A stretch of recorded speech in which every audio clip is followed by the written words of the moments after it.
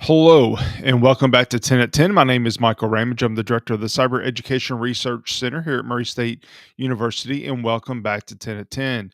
10 at 10 is brought to you through a partnership between Murray State University, Sprocket, West Kentucky, and KY Innovation.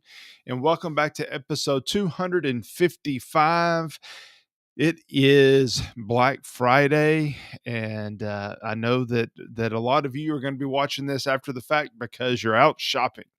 Actually, I don't know if you're out shopping or not. Seems like that there was a time when everybody was out shopping on Black Friday, and that as the shopping season has started earlier in November and even earlier in the fall, and there are more and more online deals, the fewer people that are out actually shopping today. But with the spirit of Black Friday in mind and the holiday shopping season upon us, I wanted to pick up where we were a couple weeks ago, talking about some of those tips. How can we make sure that as we're out shopping, that we are keeping ourselves safe from scams and from the bad guys that are trying to trick us. So first tip I want to give, and I shared some a couple weeks ago, is for those that are doing the online shopping. And the first tip is to just set aside dedicated online shopping time. It seems very simplistic, but let me explain myself. It's amazing how there are some websites that'll have a deal that pops up and it's only available for 45 minutes. But if you left that web page up for 30 minutes and you come back and you refresh the page, it still says it's only available for 45 minutes. There is an element the bad guys know, that shop or the companies know, is that they want to give you a sense of urgency. They want to put some time constraint on it. You've heard me talk about that from some of these ransom scams that are going on, where you know you miss jury duty, you got to go pay the ransom, or if you get hit with ransomware, you only have so long to pay it. All of these things are building on an element of urgency that causes us to sometimes do things that aren't the best things for us to do. Shopping does the same thing. But what that also means is that if we think we're going to lose a deal, then maybe we're going to act faster than we would. But in reality, it's not a deal, it's a scam. So we have to be very careful about that. So that's the first one. Just set aside time. If you know you've got plenty of time, then you're going to be calmer.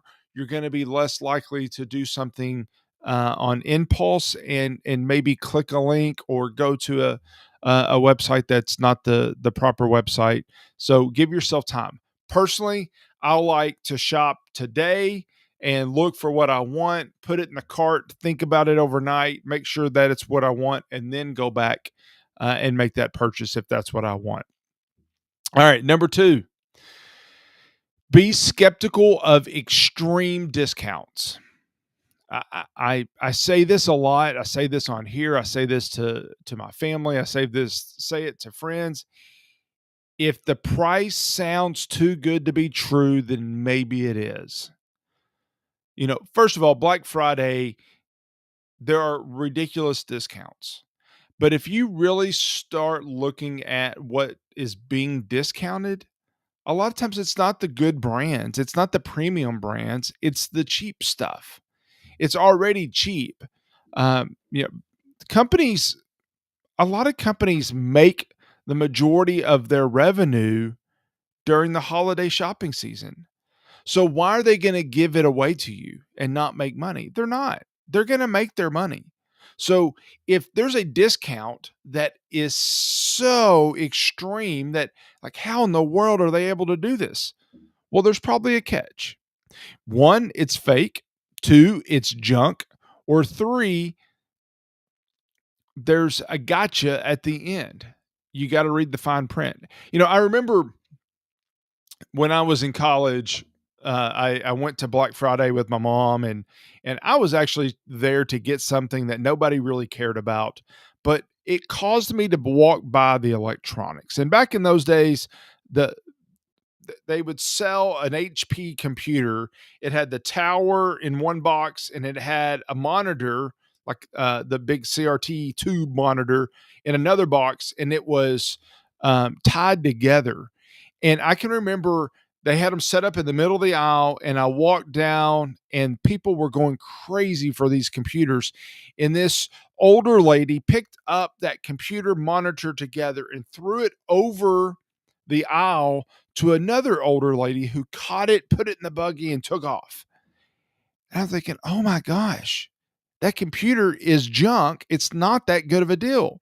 Well, matter of fact, a week and a half later, that was at the Paducah Walmart. A week and a half later, I'm in the Murray Walmart, and I walked by an aisle, and there were still a few dozen of those computers left that hadn't sold on Black Friday.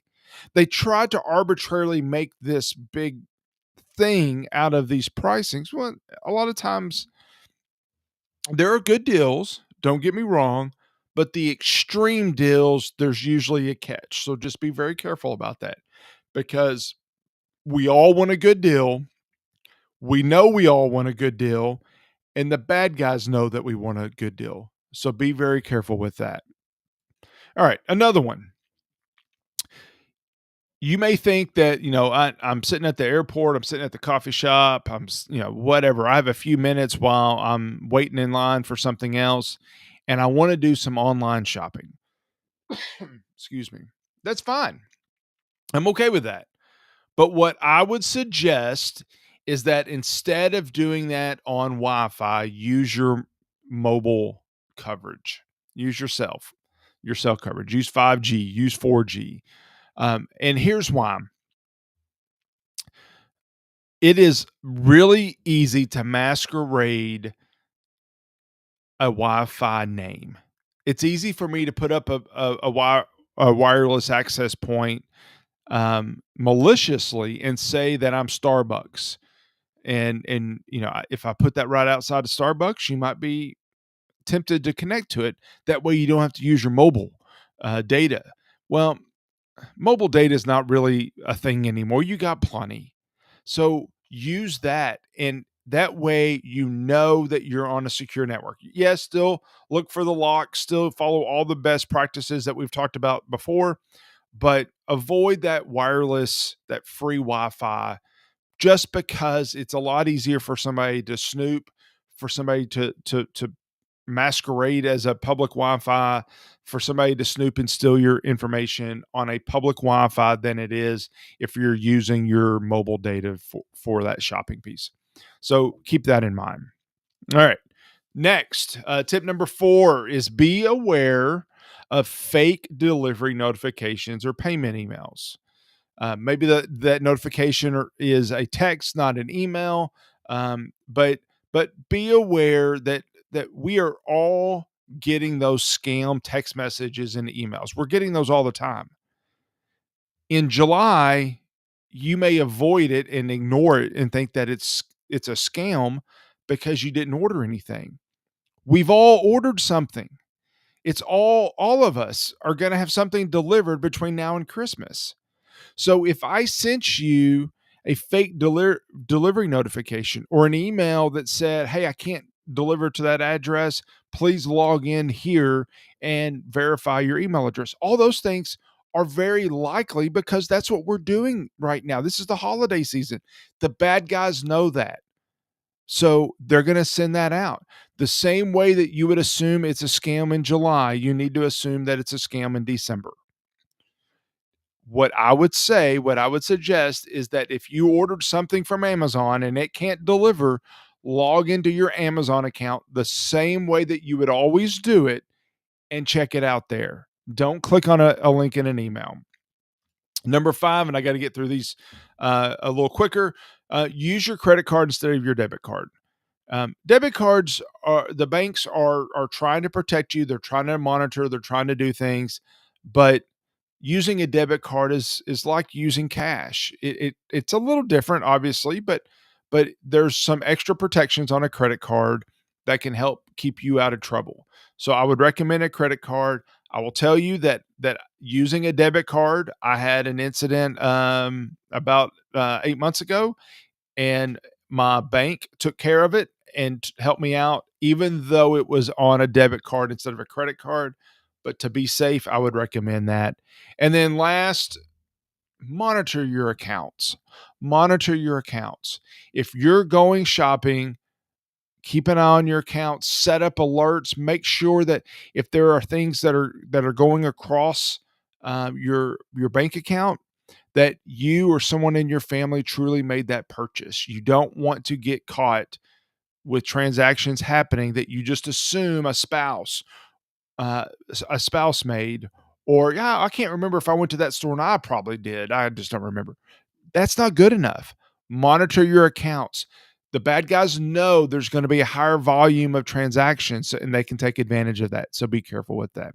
All right. I'm going to stop there. And I just want to say be careful this holiday season. It's a great time of the year. It's my favorite time of the year. I shared that a few weeks ago, but it's also that time of the year where the bad guys are trying to pry on us as well. So be very careful and skeptical about those online shopping things.